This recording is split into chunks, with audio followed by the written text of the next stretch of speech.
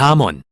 잠언이라는 말은 보통 지혜가 담긴 짧고 현명한 격언을 의미하는데 이 책은 이러한 글로 가득합니다. 그중 대부분은 이 책의 중앙인 10장에서 29장에 있지만 사실 잠언에는 훨씬 더 많은 것들이 기록되어 있죠. 특히 초반에 1장부터 9장, 그리고 결론인 30, 31장의 말이죠. 이 책의 서문은 1장 1절부터 9절이며 무엇보다 먼저 이 책을 솔로몬 왕과 관련짓습니다. 열왕기상 3장에서 솔로몬은 하나님께 이스라엘을 잘 다스릴 수 있도록 지혜를 구하고 하나님은 그를 고대의 가장 지혜로운 자가 되게 하시죠.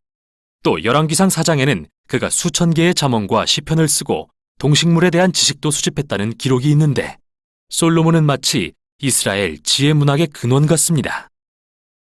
이 책 전체를 그가 직접 쓴 건 아니지만 이스라엘의 지혜 전통이 그에게서 시작됐으니까요. 서문은 이 책을 읽음으로써 여러분도 지혜를 얻을 수 있다고 말합니다. 우리는 대부분 지혜라고 하면 지식을 떠올리지만 히브리어로 호크마의 뜻은 단순한 정신적 활동 이상으로 실질적 행동도 가리킵니다. 즉, 기술이나 응용 지식에 가깝죠.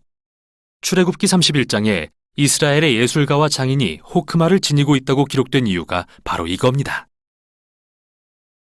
따라서 이 책의 목적은 여러분이 하나님의 세계에서 잘 살기 위한 실질적 기술들을 익히도록 돕는 것이죠.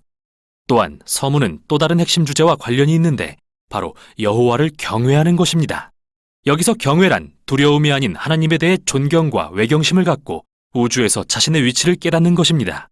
즉, 나는 하나님이 아니며 선악과 옳고 그름을 판단하는 주체가 아님을 인지하는 도덕적인 마음가짐입니다. 오히려 하나님 앞에서 자신을 낮춰 하나님이 정의하신 옳고 그름을 인정하는 것이죠. 설령 그게 마음에 들지 않을 때라도요.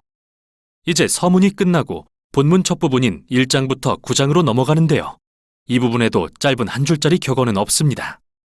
오히려 아버지가 아들에게 주는 10가지 교훈이 담겨 있죠. 지혜의 소리를 듣는 법과 여호와를 경외하며 살아가는 방법을 가르칩니다. 즉, 선을 행하고 진실되며 관대하게 살 때 성공과 평안으로 인도하신다는 것을 말이죠. 또한 아버지는 아들에게 어리석고 악하며 바보 같은 결정을 하지 말라고 경고합니다. 이는 결국 이기심과 교만을 낳고 멸망과 수치로 이끌기 때문이죠. 그러므로 아들은 지혜를 구하고 여호와를 경외하는 것을 인생 최고의 목표로 삼아야 합니다. 그리고 이런 사고방식은 잠언 전체의 도덕적 논리를 구성하고 있죠. 이렇게 아버지의 이 10가지 교훈은 성경의 지혜 문학이 무엇이며 성경의 다른 책들과 어떻게 다른지 단서를 제공합니다. 이 책은 하나님이 지으신 세상에서 잘 사는 법을 탐구하고 있지만 지혜란 모세가 시내산에서 받았던 율법과는 다르며 하나님이 백성에게 주시는 신성한 음성인 예언과도 다릅니다. 오히려 지혜 문학은 하나님의 백성이 세대를 거치며 쌓은 통찰력으로 하나님과 타인을 존중하며 사는 방법을 가르쳐주죠. 그래서 잠언을 통해 지혜에 대한 인간의 말이 하나님의 말씀과 지혜로 모여지고 이게 1장부터 9장의 또 다른 내용과 연결됩니다. 지혜라는 여인의 시 4편이 있습니다.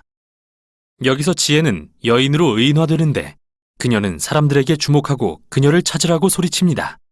지혜가 말하길 자신은 우주와 함께 짜여 있기 때문에 지혜로운 결정을 하는 사람들은 언제나 그녀를 필요로 한다고 합니다. 즉, 관대하거나 성적으로 정결하거나 정의로운 사람은 지혜에 의지하는 거라고요.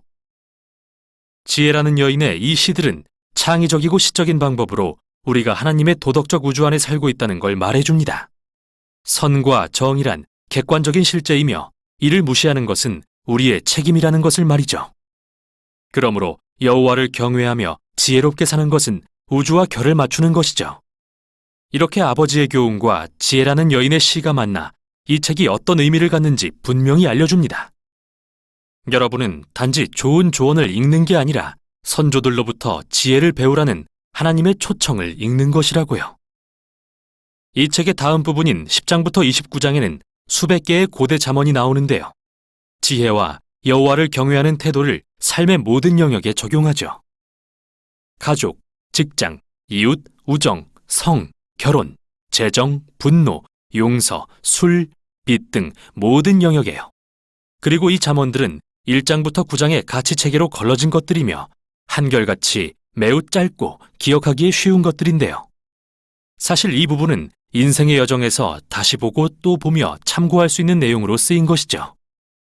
이제 중요한 문제는 이 잠언을 어떻게 읽을 것인가입니다. 먼저 모든 잠언은 본질적으로 개연성에 대한 것입니다. 만일 우리가 여호와를 경외하고 지혜롭고 선한 결정을 내린다면 모든 일이 잘 풀리겠지만 여호와를 경외하지 않고 어리석게 산다면 삶은 아마도 잘 풀리지 않겠죠. 실제로 이런 경우가 많겠지만 항상 그런 건 아닌데요. 그래서 다음 요지는 잠언은 언약이 아니라는 것입니다. 잠언은 성공을 위한 공식이 아닙니다. 예를 들어 어떤 잠언은 주님을 경외하면 장수를 누리지만 악인의 수명은 짧아진다고 하고 어떤 잠언은 마땅히 걸어야 할 그 길을 아이에게 가르치면 늙어서도 그 길을 떠나지 않는다라고 합니다. 물론 여호와를 경외하는 도덕적인 사람은 더 좋고 장수하는 삶을 살 가능성이 높겠죠. 아이를 안정되고 사랑이 많은 가정에서 기르면 잘 자랄 것이고요. 하지만 꼭 그렇다는 보장은 없습니다. 세상에서는 많은 일들이 잘못될 수 있기 때문이죠. 마지막으로 원래 잠언은 일반적인 원칙에 초점을 맞춥니다. 예외가 아니라요. 사실 지혜서들은 예외들을 무시하지 않는데 욥기와 전도서 같은 지혜서들이 바로 그 많은 예외들을 다루고 있습니다. 이 책들은 인생이 간단한 공식을 적용하기에는 너무나 복잡하다는 것을 인정합니다. 그래서 인생을 더 잘 이해하려면 지혜서들을 함께 읽어야 하는 거죠. 이제 마지막 부분입니다. 2개의 긴 시 모음집이 있는데요. 첫 번째는 아굴이라는 사람이 쓴 시로서 처음에 그는 스스로 총명과 지식이 없고 하나님의 지혜가 필요하다고 하는데 그 후 하나님의 지혜가 말씀으로 자신에게 주어졌음을 발견합니다. 어떻게 사는 것이 좋은 삶인지 말이죠.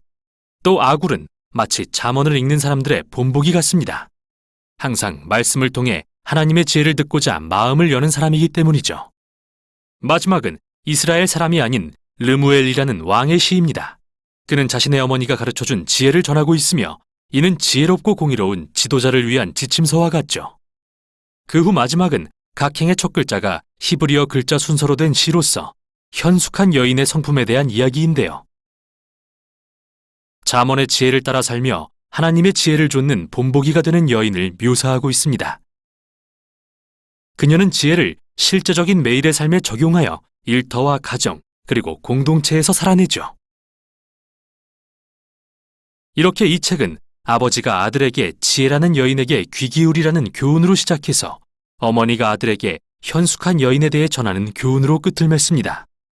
잠언은 삶의 모든 계절을 지나는 모두를 위한 책이며 하나님의 선한 세상에서 지혜롭게 잘 살기 위한 지침서입니다.